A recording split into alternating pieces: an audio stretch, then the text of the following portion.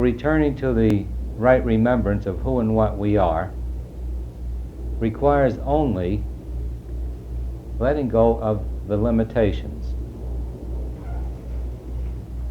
Now, every limitation starts from the sense of egoity. The sense of ego is a sense that I am separate from the all.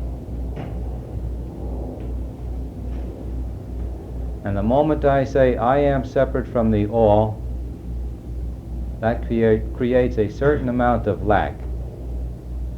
It takes me out of the infinity and puts me in a situation where there's something other than I, something I need.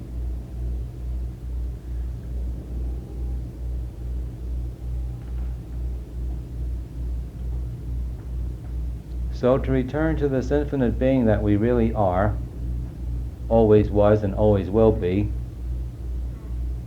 we need to let go of the sense of egoity. We need to let go of the ego.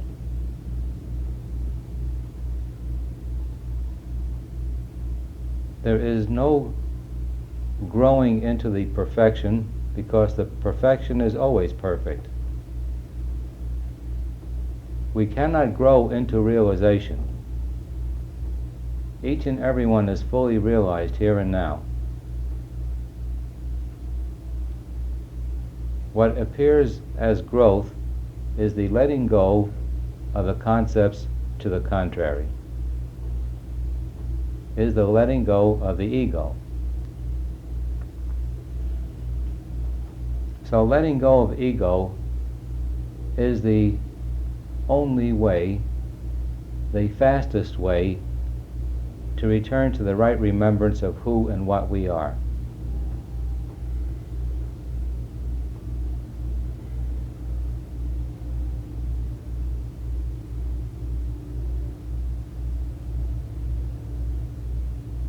The first byword I gave was, as you see the world, so are you. This can be used to gain full realization. If we keep looking at everything we see and looking to see that what we are seeing is just right in our own mind, it's the only place we can see anything,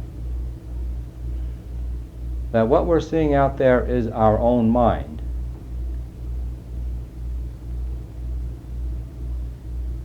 And when we see that, we move in the right direction.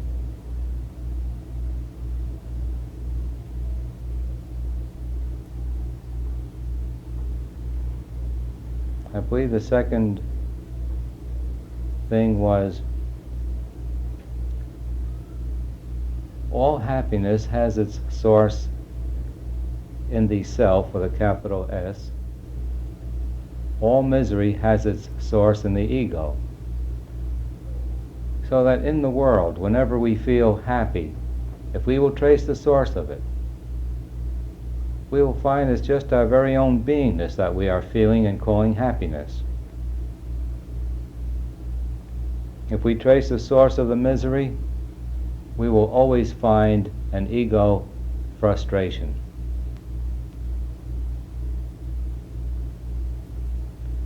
By using that, we can gain full realization, and that can be used also every day, all day. Trace the source of happiness. We discover that it is our very own self. Trace the source of misery. We discover it's just an ego frustration.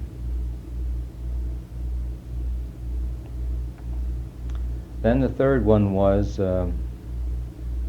think what you want, and that is all you will get. Or think only what you want, and that is only what you will get.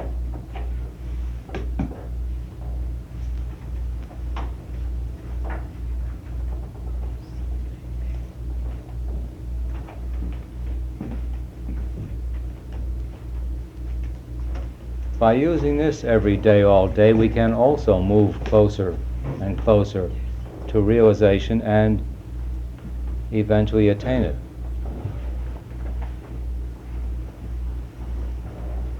So that brings us up to date now, and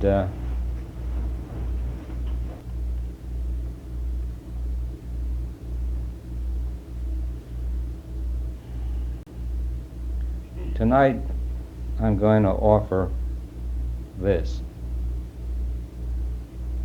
Let not your happiness depend upon things.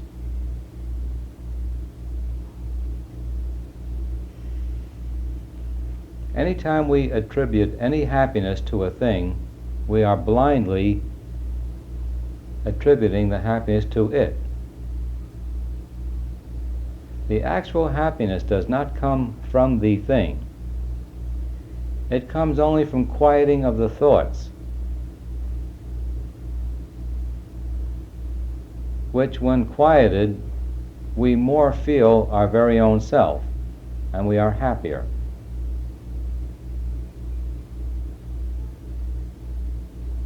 Discover this for yourself. Use it. And let not your happiness depend upon things. Now this leads into another root called desire. Desire could be called our public enemy number one. It is only desire that leads us into all our troubles, all our miseries. There is no joy so great as the state of desirelessness. If you will ever taste that state but once, you will always strive to let go of desire. There is nothing so joyful, nothing so freeing as the desirelessness state.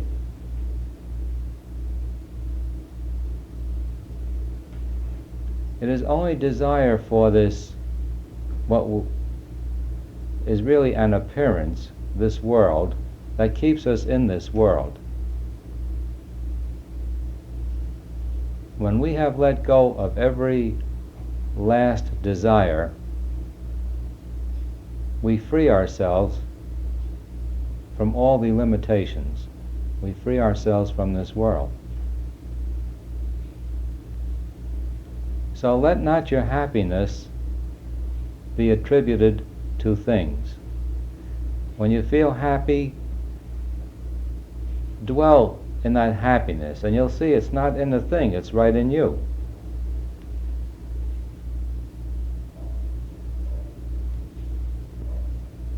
Now a corollary to that would be, let not your happiness depend upon people.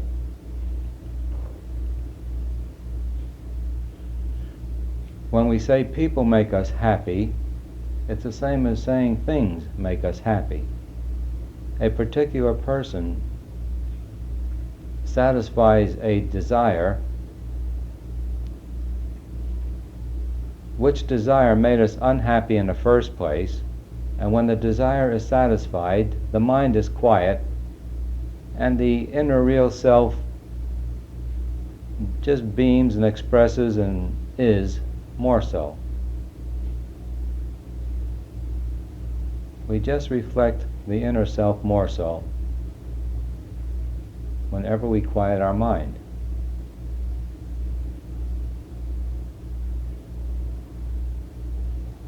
So those are two powerful things that we could use to gain realization. Let not our happiness depend upon things nor people. When we see that we are doing that, we should try to let go of it. We should try to see the source of the happiness.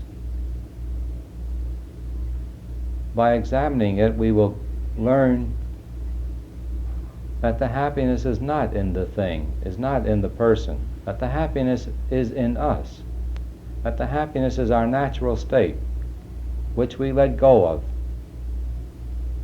claiming we lack something and therefore must desire it.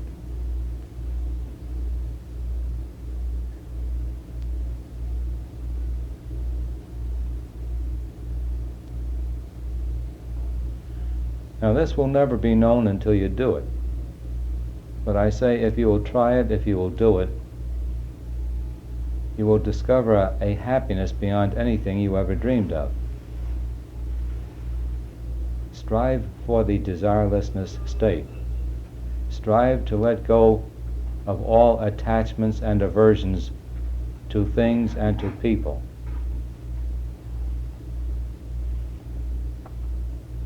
Reach the state of equanimity.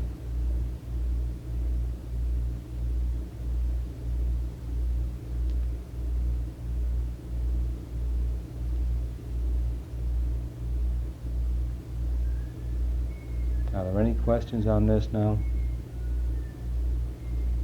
Yes, I have one.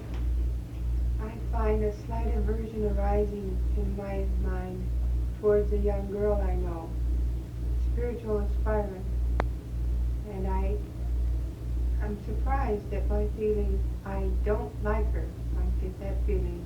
How would you face that? And I would look in me to see just that quality that I don't like in her.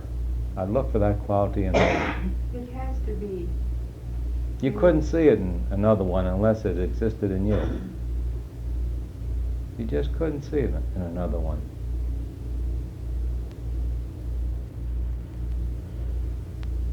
This is quite shocking at first, but if you go into it, you'll discover that it's so. And this was number one. As you see the world, so are you. What we see in others exists in ourselves. So you make the effort, you try. How would you approach finding out in yourself? You take the attention and you turn it in this way. Well, I don't like her because she talks too much, or She doesn't talk at all. well, then I'd say, well, do I talk? I don't even say hi. She doesn't say hi. Well, anyway, the method is to go within and stick with it until you see this quality within you. When you see it, you automatically let go of it. Then you won't see it in her. It won't bother you.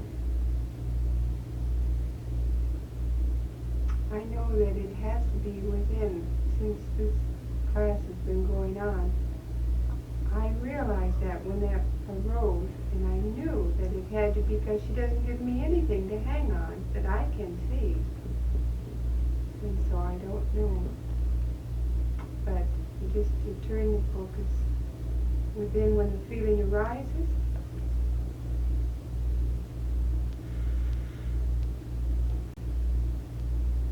There's one thing I didn't say in the review, and that is, if we hope to get realization,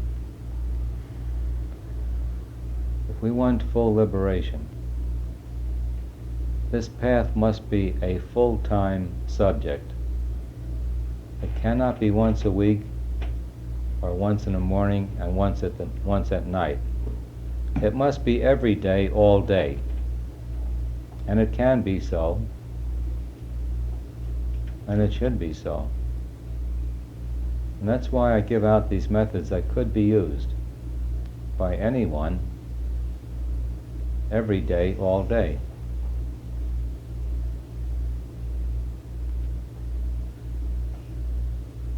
And all these methods are different ways of discovering and letting go of our ego tendencies. And when we start, some of us think that all we need to do is do this for a few days or a few weeks, and that all the ego should be gone. But we soon discover that there's an awful lot of ego that has been stored up over the centuries or millenniums, actually. That the ego does not die easily nor quickly.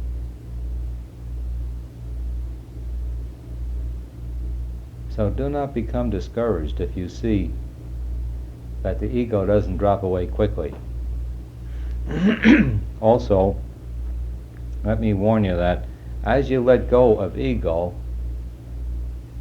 greater amounts of it come up for dumping, for letting go. The more we let go of it, the more we are capable of facing it. And therefore, unconsciously we present more ego to ourselves.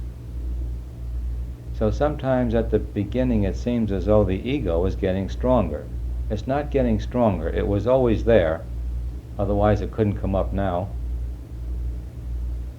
But because we are growing, we can face more of it.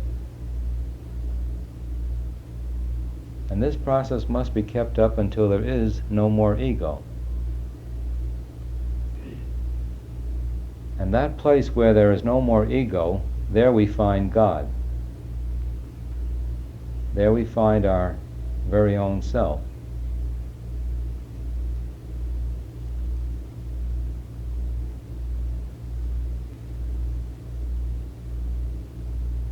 And I repeat, in order to do this, it must be a full-time occupation. And it can go on no matter what work we are doing. In the background, we can always have this subject sort of in back of our mind, always seeking, who am I? What am I?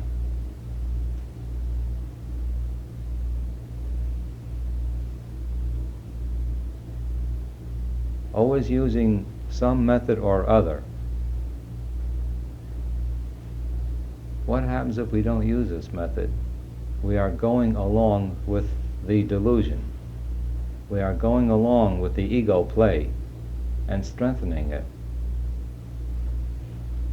Anyone who is not growing is going the other way. Any time during the day that we are not on this subject, we are going the other way. And we cannot make the goal if we spend 3-4 hours a day on the subject and 20 hours a day on the ego. What we gain in the 3-4 hours, we more than lose in the 20 hours.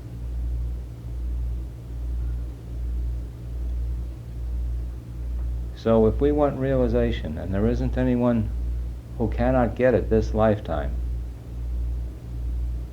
we must make it full-time.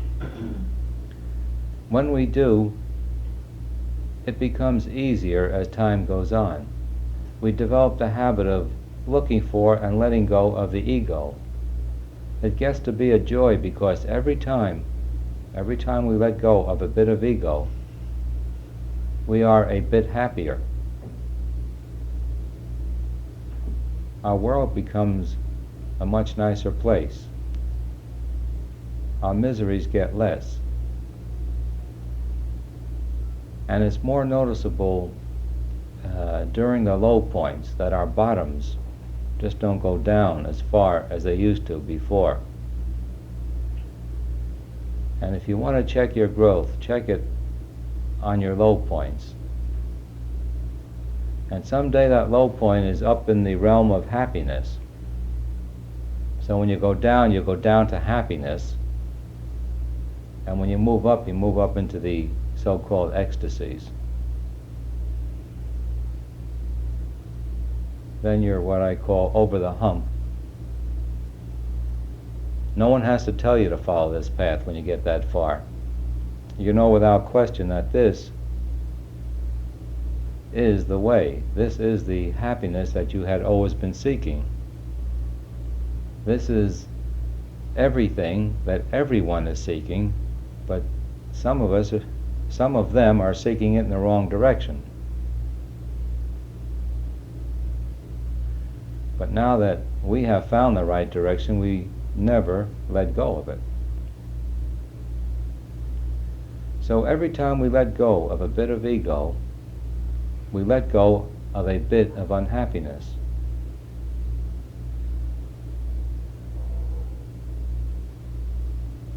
And bit by bit, every day, all day, continuing this process, you will discover relatively rapid results.